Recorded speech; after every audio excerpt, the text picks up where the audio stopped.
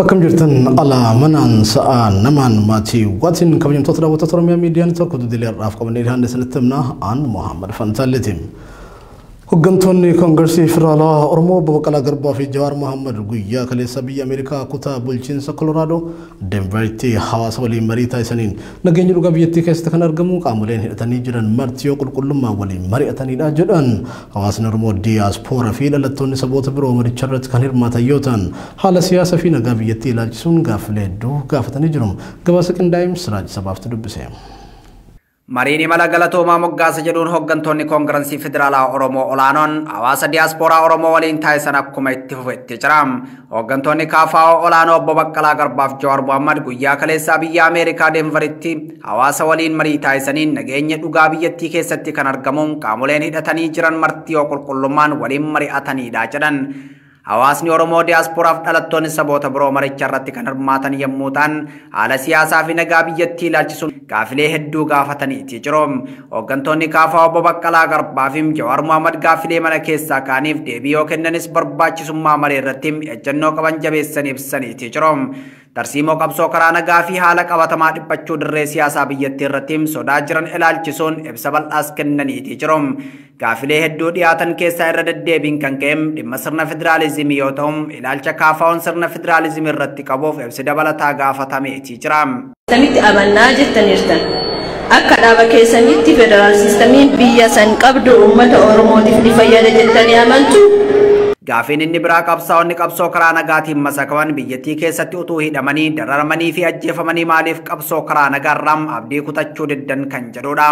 Sabni Oromoo eenyu gadittu warroota kaleessa wal lolaniin haadha koottaa hin araaramnaa yoo jedhan kadhibii daboo yoo itti baafatan sabni Oromoo karaa nagaatiin akkamitti qabsaa'uu danda'a. Oromoo ka urgee marannu argaa jiru kana waan ta'eef isin garamiin waggaa meeqaa daadda Baqqalaa haa jedhuuni daadda siin jedha. Maaliif qabsoo kana keessatti urmii kan kee dheeraa kun siidhee kun sittaree haga addaa qabsaa karaa nagaa jetta. Qabsoon karaa nagaa nu baasutti hin jirtu. Ani akka argaa jiru akka falfaltichi jedhe ani horii arginee sanii mee wanna kana gadi xiinxallitanii uduu nu qulqulleessitanii kana gaafiin kiyya. Gaaffilee mana keessaa ka'eef deebii kan kennan Obbo Jawaar Mohaammed qabsoo karaa nagaa adeemsisuuf bal'achuun dirree siyaasaa murteessaadha jedhan. KFO'nis qabsoo karaa nagaa fi federaalizimii akkamiin akka waliin deemu qorannee itti seenne jechuun tarsiimoo dirree siyaasaa nuuf bal'isuun waan of harkaa qabnuuf hidhamuuf fidiramuu qabsicha keessa jirurraa sodaa hin qabnu jedhu. Karaa qabsoo nagaatiin wal qabatee hidhamuu duras qabsoo nagaa irra turtanii ammallee tiftanii dubbii jijjiiramtee gajettanii nuyi qabsoo nagaa sodaaf hin seenne. Nuyi qabsoo nagaa dirreen siyaasaa bal'oodha kafeen irra gulufne jennee ittiin seenne. Hubadhaa qabsoo nagaa gaafa eegallu zabana kam keessa akka ture waggaa kurnan dabre kana keessatti hin beektan. Nuyi qo'annee qorannee cost effective ka ta'e constructive ka ta'e saba keenyaafis biyya saniifis sabaaf salamoota biyya saniitiifis bu'aa buusa jennee kan itti amanne dur Baqqalaan faan akka paartiitti ani immoo akka aktivistiitti amma immoo akka paartiitti itti amannee kan deemaa jirru. Dirreen siyaasaa dhiphachuu ni beekna. Dirree siyaasaa san bal'isuu tarsiimoo nu dandeessisu ni qabna. Kanaaf nuyi ammas akka KFO'tti qabsoo nagaatti ciccinaa jechuudha. Rakkoon Itoophiyaa rakkoo nagaadha jechuun kan ibsan Obbo Baqqalaa Garbaa nagaa argamsiisuuf ammoo mari'achuuf wal dhageeffachuun filannoo osoo hin taane dirqama jedhu. Akka KFO'tti qabsoo karaa nagaatti nu baasa jechuun qabsootti seenne kan jedhan Obbo Baqqalaan rakkoo Itoophiyaaf sababni guddaan federaalizimiin inni dhugaam lafa qabachuu dhabuudha jechuun ibsaniiti jiru. Kanaatiif ammas nuti Koongireesiin Federaalaa Oromoo maquma keenya irraatti kaasee waa lama hubachuu dandeessu. Tokkoffaa sirna federaalizimii dhugaa sirna federaalizimii jabaadhaaf qabsoofna nuti. lammaffaa nuyi dhaaba Oromooti jalqaba Oromoodhaaf qabsoofna ittaanee biyya tokko immoo waloodhaan ni qabaannaa sabootaa fi sablammoota biroo wajjiniin immoo federaalizimiidhaan walqixxummaadhaan ni jiraannaa kan jedhudha. Kanaatiif malli qabsoo keenyaa har'a kan tumame miti. Gaafuma uumamnu jalqabne kan ittiin deemaa turre. Sirna federaalizimii ijaarra jenneerra malli qabsoo keenyaa immoo karaa nagaa jenneerra. Akkas jechuun ammoo tarsiiboo qabsoo kaafaa'uun filate qofatu sirriidha jechuu akka hin taane kan himan obbo Baqqalaan qaamni qabsoo karaa nagaarraa abdii kutateem karaa itti toleen qabsaa'uu danda'a jedhum. Namni roorroon itti hammaatte mirga ofirraa faccisuufim of jiraachisuuf wal'aansoo eegaluu ni qabas jedhum. Yeroo kana jennu immoo karaa kana kabajamuu didee namoonni biroon mirgi isaanii sarbamee abdii kutanii jiraachuu dadhabanii karaa biraa warra mirga isaanii falmaa jiru dura dhaabbannaa hin lolla hin jibbina hin danqina jechuu keenya miti. Kana nuu beekamuutu irra jira.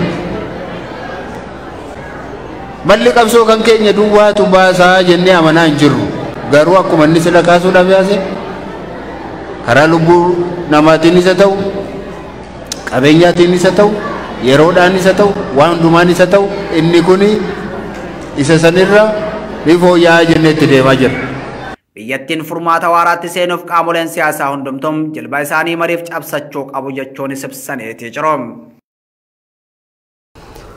Jawar Muhammad qabata waraana bilisummaa Oromoo balleessuu jedhuun duulli qindaa'an mootummaan naannoo Oromiyaa fi Amaaraa waliin ta'uun Oromiyaa irratti labsan biyyattii gara wal waraansaa sabootatti geessuun mala sodaa jedhu qabaachuu ibseem. Imala galatooma biyya Ameerikaa kutaa bulchiinsa Koloraadoo magaalaa Denveritti taasisaniin hooggantoonni Koongiresii Federaalawaa Oromoo hawaasaa Oromoo diiyaaspooraa yeroo mariisanitti haala qabatama Oromiyaa keessa jiru ilaalchisuun yeroo haasaa taasisan duulli qindaa'an tibba kana mootummaa naannolee lamaanitiin labsaman balaa caalutti biyyattii geessuun mala sodaa jedhu qabaachuu ibsan. Akka Jawaar jedhettim seenaa mootummoota biyyattii keessatti gadoon bara dheeraa saboota lamaan gidduu kan jiru yoo ta'u duulli akka kanaa immoo gadoo sana bal'isuu fi uummanni uummata irratti akka ka'u taasisuudha jedhama. Qabxiidha gadi dabaluun barbaada. Mootummaan kun dogongora dabalaa akka hin deemne ergaa dabarsuun barbaada. Ibsa dhiyootti baasan keessatti dogongora guddaa tokko dhaga'een jira. Mootummaan naannoo Amaaraatii fi mootummaan naannoo Oromiyaa wal taanetti rakkoo Oromiyaa keessa furra jedha. This is extremely dangerous. Humni mootummaa naannoo Amaaraa karaa kamiinuu Oromiyaa keessa seenuu hin qabu. Kuni uummattoota lamaan kana jidduutti ibidda hin dhaamne qaabsisuudha. By no means should the Amara regional forces be allowed into Oromia. By no means. Warri kana godhu of eeggannoo guddaa godhuu dhaban. Waliin sobnu, waliin dhoysinu. Uummattoota lamaan jidduutti sababa mootummoota dhufaa dabraatiin gadoon jirti. Arrallee gadoon sun jirti. Yeroo itti gadoo san gatteenyee uummanni Oromootiif Amaaraa hooggansi Oromootiif Amaaraa itti furru malee yeroo balaa ibidda Oromiyaa keessa jiru irratti humna Amaaraa keessaa hidhateetiin ne furre jechuun ummata Amaaraatiin ummata Oromoo wal fichisiisu Oromoo sin fayyadu Amaaraa sin fayyadu mootummaa federaalaa sin fayyadu dhaabaan irraa jechuun hin barbaanna jechuudha. Mootummaan naannoo Oromiyaa murtee kanarra deebi'uun ilaaluu qaba kan jedhe Jawaar balaan itti aanu kan kanarra hamaa akka hin taaneef sababa kamiinuu poolisiin naannoo Amaaraa Oromiyaa keessa seenuu hin qabu jedhe. Adda bilisummaa Oromoo waraanni Oromiyaa irratti labsame akkaan isa yaaddessuu beeksise. ABO'n ibsa kaleessa baaseen pirezidaantonni naannolee Amaaraa fi Oromiyaa keessatti waraana waloon adeemsisuuf akka jedhan ifa taasisuu yaadachiise. Waliigaltee mootummoota naannolee lameenii hordofee konkolaattonni waraanaa raayyaa biyyaa loltoota hidhannoo jabaa hidhatan fe'uun kallattiiwwan garaagaraatiin naannoo Amaaraatti Oromiyaa seenuu ABO'n himee jira. Tarkaanfiin akka kanaa hedduun amma dura fudhatamanis bu'aan finne kan jedhame ABO'n inuma kan kanaan miidhame uummata nagaati jedhame. Tarkaanfii amma dura fudhatameen daa'imman dubartoota fi manguddoota dabalatee namoonni nagaa hedduun ajjeefamuu manneen jiraattotaa gubachuu ooyiruun uummataa mancaafamuu fi uummanni hedduun buqqa'uu jira. Itoophiyaan gaanfa Afrikaatti lakkoofsa buqqaatu biyya keessattiin sadarkaa jalqabaa irratti akka argamtu eere beellis lammiilee akkaan dararaa jiraachuu beeksisee jira. Tarkaanfiin humnaatiin rakkoo furuun akka hin danda'amne abaa'oon eeree pirezidaantonni naannolee lameenii tarkaanfii humnaa dhiisanii rakkoo karaa nagaatiin furuutti akka deebi'an yaamicha dhiyeessee jira. Naannoleen birootis obbolummaa uummattootaaf jecha dhimma kana keessatti hirmaachuun akka of qusatan hubachiisee jira. Abaa'oon dhiigaa dhangala'u gaagama lammiilee nagaarra gahuu fi rakkoowwan lola labsuu wal qabatee dhufuuf itti gaafatamummaan kan qondaalota kanneenii akka ta'es adda bilisummaa Oromoo hubachiisee jira. Mootummaan hooggantoota fi miseensota koo hidhuu ukkaamsuu fi doorsisuu hammeessee jira jedhame Koongresiin Federaalawaa Oromoo. Koongresiin Federaalawaa Oromoo mootummaan hidhaa doorsisaa fi ukkaamsaa seeraan alaa miseensota koo irratti raawwataa jiru dhaabuu qabaa jedhame. KFO'n ibsa kaleessa baasee mootummaan biyya bulchaa jiru akkasumas caasaa fi deeggartoonni isaa adeemsa qabsoo keenya karaa nagaa jeequuf socho'aa jiru jedhame. Oromiyaa bakkeewwan garaagaraatti hidhaan ukkaamsaa fi doorsifni hooggantoota fi miseensa isaa irratti raawwatamaa jiraachuu KFO'n beekseera. Guyyoota sadii dura miseensi koree hojii raawwachiiftuu isaa Dr. Amaan Kenniso magaalaa Cirootti nama gaafachuu buufata poolisii dhaqanii achumaan qabamuu eereera. Hooggansi isaa kun hanga ammaa mana murtiitti akka hin dhiyaanne KFO'n himee jira. Gochi akka kanaa godinaalee Arsii Lixaa, Baalee Bahaa, Shawaa Kaabaa, Shawaa Bahaa, Boorana, Jimma, Harargee Bahaa fi Gujiitti irra deddeebiin raawwatamaa turuu KFO'n beeksisee jira. Mootummaan gocha kanarraa akka of qusatu hubachiisee jira. Uummanni Oromoo sirna ukkaamsaa kana hundeerraa jijjiiruun sirna dimookiraasii haqaa diriirsuuf sochii qabsoo karaa nagayaa bal'aa godhamuuf akka of qopheessu yaamicha dhiyeessinaa jedhame Koongresiin Federaalawaa Oromoo. Godina Arsii Arbaa Guuguu Tireebichaa fi dhaan jumlaa humnoota mootummaatiin uummata nagaa irratti raawwatamaa jiru hammaatee jiraachuu jiraattonni himan. Namoota hidhaman keessatti daa'immanii fi manguddoonni kan argaman yoo ta'u isaan martinuu murtii malee mana hidhaatti daramaa jiraachuu odeeffanne Naayimaa Markaba Salbartaa akka chaanatti nutti himte. Akka maddeen garasii Oromiyaa miidiyaa neetwoorkii dubbise himanitti aanaa Coolleetti dabballoonni mootummaa waraana waliin ta'uun qabata waraana bilisummaa Oromoo deeggartu joon uummata nagaa jumlaadhaan hidhaa jiru jaani. Namoota hidhamaa jiran keessatti daa'imman umriin isaanii waggaa 12 gadirraa eegalee hanga manguddootti ni argamu jedhame. Namoonni hidhaman murtii takka malee mana hidhaa keessatti dararamaa jiraachuu himanii dargaggoonni aanichaa baay'een hidhaa fi dararaa humnoota kanneenii jalaa miliquuf qe'ee isaanii gadhiisanii baqachaa jiraachuu odeeffanne. Godina Arsii aanaa Coolleetti waraana adda bilisummaa Oromootiin uummanni Oromoo baay'inaan mana hidhaatti jiranii barattoonni mana barumsaa yeroo kanatti amma barattoonni qabxii isaanii walitti fudhannatanii daa'ima waggaa 12 illee mana hidhaa jira. Mana hidhaa keessatti dararamaa jira. Abbaan kan kee bosona jira jedhanii dararaa jiranii.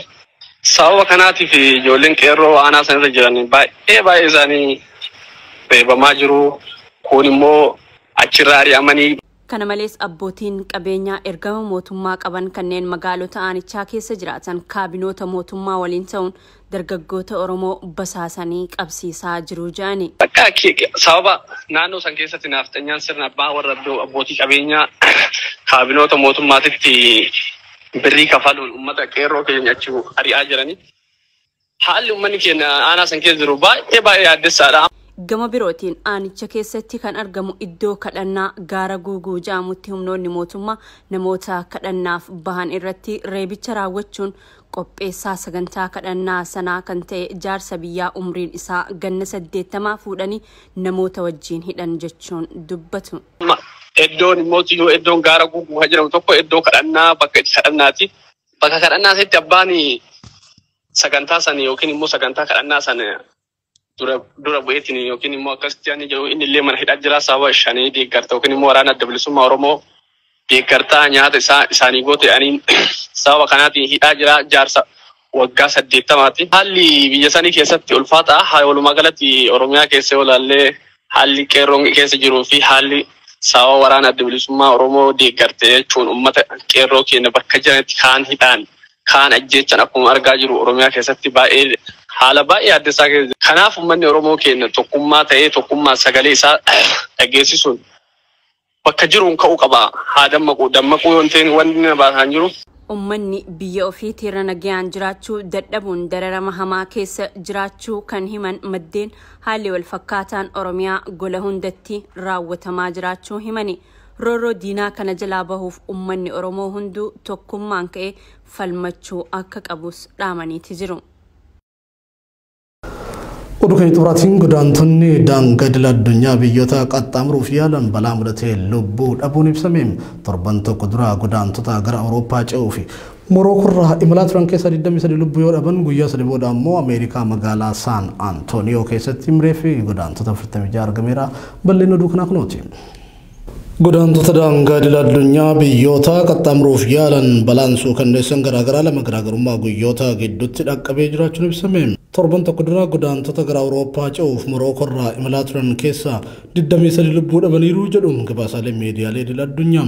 Godaantonni kun heddummaatanii daangaa biyya Speen Afrikaa kaabaatti argamtu Meeliyyaa jedhamtu seenuuf wayita yaalaa jiranitti muraasni isaanii kan lubbuu dhaban.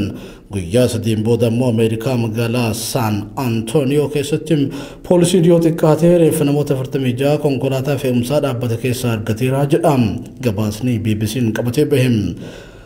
UN'tti dhaabbanni godaansaa idil addunyaa IOM akka tilmaamutti bara 2014 as godaantonni 50,000 ol ta'an osoo Ameerikaa yookaan gamtaa Awurooppaa seenuuf yaalanuu dhumanii jiru. Imalli godaantotaa sababa weerara COVID-19 danqamee ture amma deebi'ee galuutu gabaafame. Bara 2014 as namoonni 19,500 kaaba Afrikaa irraa ka'uun wayita galaana Meeditiraaniyaanii qaxxaamuruun Awurooppaa galuu yaalan lubbuu dhabanii jiru. Kun addunyaarraa daandii godaantonni qaxxaamuran isa balaafamaadha jedheem IOM. Tunisiyaa fi Liibiyaan biyyoota ijoo godaantonni irraa ka'anii gara Awurooppaa qaxxaamuruuf yaalanidha. Bara 2015 irraa jalqabee namoonni 300,000 ta'an daandii kana qaxxaamuruuf wayita yaalan baraaramanii jiru jedheem ejensiin daangaa Awurooppaa eegum Frontex. Godaantonni Afrikaa biroo ammoo Awurooppaa seenuuf dursam gara biyyoota kaaba Afrikaatti imaluuf gammoojjii Saharaa keessatti lubbuu dhabuu jedham qorannoon IOM inni biroo. Akka tilmaamam IOM'tti bara 2014 hanga 2022 namoonni 5,400 ta'an gammoojjii kana keessatti lubbuu dhabanii jiru. Daandiiwwan godaansaa ardiiwwan Ameerikaa lamaanii keessaa galmi hunda isaanii US gahuu ta'uu baatus namoota hedduuf garuu galma isaaniiti jedhama. Daangaan US fi Meeksikoo gidduu jiru ammoo danqaa isa guddaa ta'uu qorannoowwan ni mul'isu. IOM akka jedhutti bara 2014 irraa jalqabee daandiin kun lubbuu namoota 3,000 oliin galaafatee jira. IOM balaa godaantonni Laatin Ameerikaa ka'anii US galuuf taasisan irratti ammas yaaddoo qabu ibseera. Dhaabbanni godaansaa idila addunyaa IOM akka jedhutti bara 2020 keessa godaantota 10 keessaa 4 ol kanneen Eeshiyaa keessatti dhalatanidha. Ardiin kun daandii godaantonni qaxxaamuran ijoo hedduu qabdis jedha. Waggoota 8 dabranitti kanneen 5,000 siqan ardii kanatti du'anii jiru yookaan dhabamanii jiru jedha IOM. Daawwattoota keenya oduun idileen irraa qabnee dhiyaanne kana fakkaata. Oduu isinitti musii wajjin kan jira Muhammad Fantaalati qophiiwwan OMN birootti fufu fayyada.